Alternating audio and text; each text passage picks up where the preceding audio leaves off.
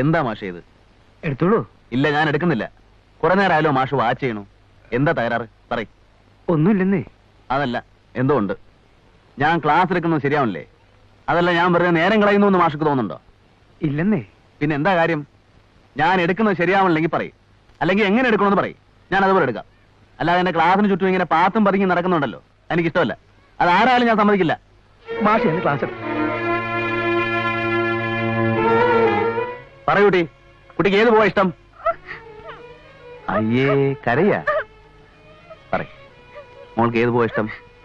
ചെമ്പരത്തി പൂവുണ്ട്, ഇലഞ്ഞിപ്പൂവുണ്ട്, അരളിപ്പൂവുണ്ട്. പറ. പേടിച്ചു പോയോ? മാഷ് പേടിയാണോ? എന്തിന്?